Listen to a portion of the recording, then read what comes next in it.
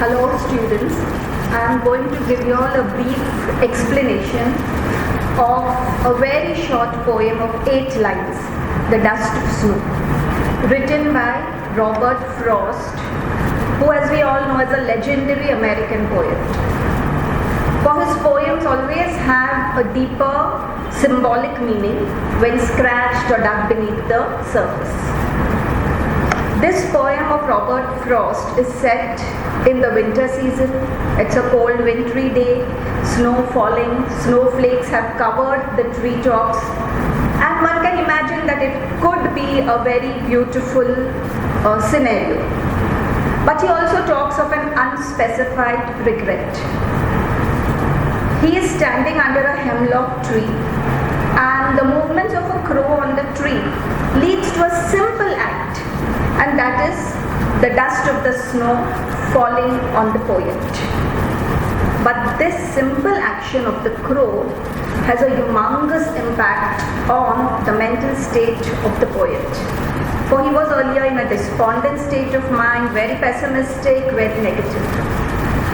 This was a very ordinary, natural happening, but totally changes and elevates the poet's mood, cheers him up, and the regret and despondency filling his heart changes into happiness, and his low, ebbing spirits are uplifted, and he gets a reprieve from his regret. He tells us about a trivial event with 4 main participants. That is the crow, the man, the snow, and the tree. The poem tells us about the significance of small natural events and how nature can play a huge role in healing the negative human emotions. In this poem, two symbols have been used which could display or which could depict a very negative feeling in the reader, and that is the hemlock and the crow. Both are symbols of death and despair. The black crow sits above the tree, a very ominous, a very evil maybe symbol, and the man is standing below this hemlock tree. The use of hemlock by Robert Frost as a tree again speaks of death, because hemlock was used by Socrates for his suicide, and hemlock now has become synonymous with death. The crow is always considered to be a harbinger of doom and fear, but here Frost has so cleverly used the crow as a catalyst for positive changes in man's life. Again, the 2 words used, viewed and saved. These 2 words used are very crucial.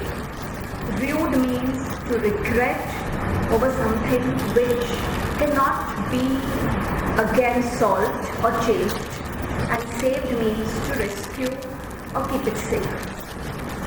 Snow dust again can be thought of as an oxymoron. Dust is dry, snow is cold and wet. Again, the use of words crow and snow, a contrasting effect. Crow is black and the snow is white. So in this way, Robert Frost has cleverly used words. But the crux of the poem is how nature can be used to heal man's emotions. Simple acts can totally change your perspective. It was a thoughtless, inane gesture of the crow, but it created a moment in the woods which brings the speaker from the depths of despair to a more positive attitude towards life. So simple, ordinary gestures and the beauty of nature can bring a monumental change in man's life. Secondly, he tells us that small problems, big problems, difficulties should not overpower us. We have to find a way to fight the problems, and seeing beauty in nature or the gestures, kind gestures of others can truly help us to elevate our moods, come out of the darkness of despair. The rhyming scheme is A-B, and if one notices, there are absolutely no punctuation marks, no full stop, nothing has been used by Frost in the poem except in the end. This, when one line runs into another, when you always want to know what could happen in the next line, that is called enjambment, which Robert Frost has so cleverly used in this poem.